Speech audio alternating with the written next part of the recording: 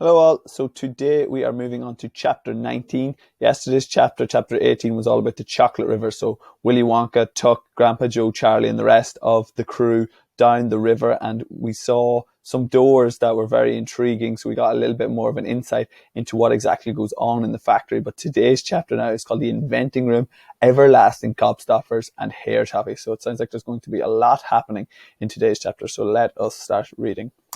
Chapter 19, The Inventing Room, Everlasting Gobstoppers and Hair Toffee. When Mr. Wonka shouted, "Stop the boat!"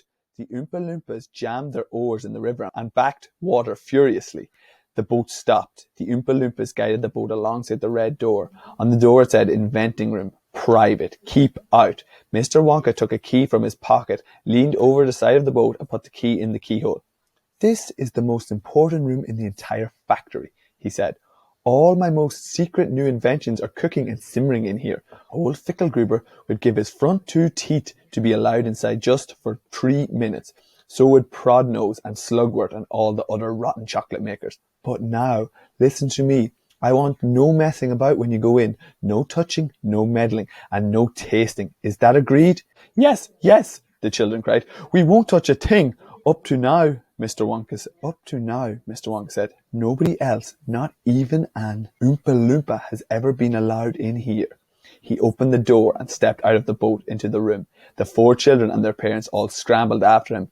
"Don't touch!" shouted Mr. Wonka, "and don't knock anything over." Charlie Bucket started around the gigantic room in which he now found himself. The place was like a witch's kitchen all about him. Black metal pots were boiling and bubbling on hot stoves, and kettles were hissing, and pans were sizzling, and strange iron machines were clanking and spluttering, and there were pipes running all over the ceiling and walls, and the whole place was filled with smoke and steam and delicious rich smells.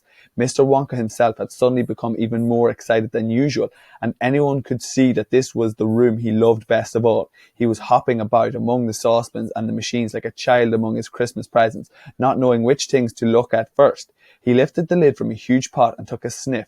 Then he rushed over and dipped a finger into a barrel of sticky yellow stuff and had a taste. Then he skipped across to one of the machines and turned on half a dozen knobs, this way and that way. Then he peered anxiously through the glass door of a gigantic oven, rubbing his hands and cackling with delight at what he saw inside. Then he ran over to another machine, a small shiny affair that kept going put, put, put, put, put, put, put, and every time it went put, a large green marble dropped out of it into a basket on the floor. At least it looked like a marble.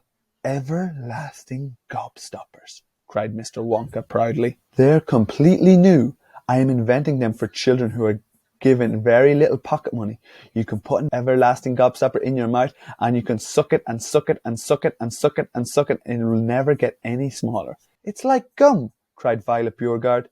"It's not like gum," Mr. Wonka said. "Gum is for chewing, and if you tried chewing one of these gobstoppers here, you'd break your teeth off. But they taste terrific, and they change color once a week, and they never get any smaller. They never disappear. Never. At least I don't think they do. There's one of them being tested this very moment in the testing room next door, and Oompa Loompa is sucking it. He's been sucking it for very nearly a year now, without stopping, and it's still just as good as ever. Now over here," Mr. Wonka went on, skipping excitedly across the room to the opposite wall. "Over here I am inventing a completely new line in toffees." He stopped beside a large saucepan. The saucepan was full of thick, gooey, purplish treacle, boiling and bubbling. By standing on his toes, little Charlie could just see inside it. "That's hair toffee," cried Mr. Wonka. "You eat just one tiny bit of that, and in exactly half an hour, a brand new luscious thick, silky, beautiful crop of hair will start growing out all over the top of your head, and a moustache, and a beard." "A beard?" cried Veruca Salt. "Who wants a beard, for heaven's sake?" "It would suit you well," said Mr. Wonka. "But unfortunately, the mixture is not quite right yet. I've got it too strong. It works too well. I tried it on an Oompa Loompa yesterday in the testing room, and immediately a huge beard started shooting out of his chin, and the beard grew so fast that soon it was trailing all over the floor in a thick, hairy carpet. It was growing faster than we could cut it.